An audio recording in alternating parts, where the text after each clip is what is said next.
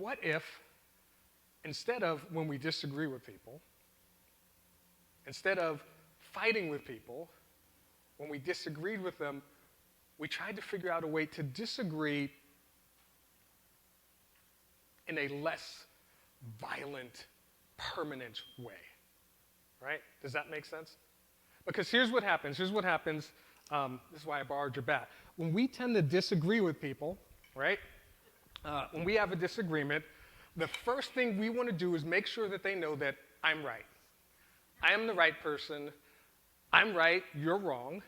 And if they disagree with us, then we tend to pull out bats and weapons and start swinging and start hitting them. And rather than just having a discussion that says, how can we see this differently? Our goal is usually, especially if it's online, and I don't know how the internet has made people think that they are the subject matter experts on everything that ever happened in the history of the planet, but they do, and if you question them, they just want to beat you down and prove that they are right.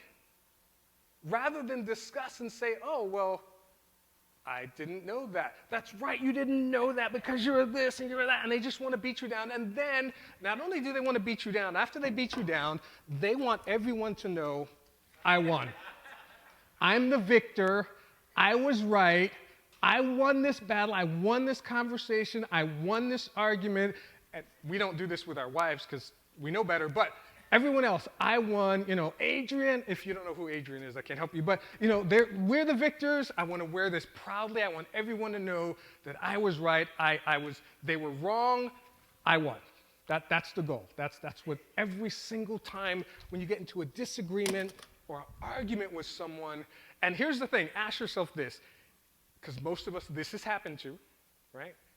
At work, coworker, online, friend, family member, whatever, where we just felt beat down, and they just celebrated they were right, and ask yourself this, did you feel afterwards like, oh, that was such a joyful experience, I can't wait to talk to them again?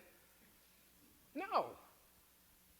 I mean, you wanted to change jobs. If it was a neighbor, you wanted to move.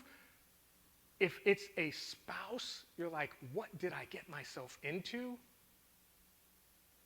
And that situation, again, where we all disagree, Jesus acknowledged we all disagree. That thing that's supposed to be a temporary disagreement is now permanent because either you see them or they see you. The way Jesus said, like a fool, take out the word fool and just insert someone who I don't want to talk to, spend time with, see, go to church with, park next to, live next to, definitely sleep in the same house with.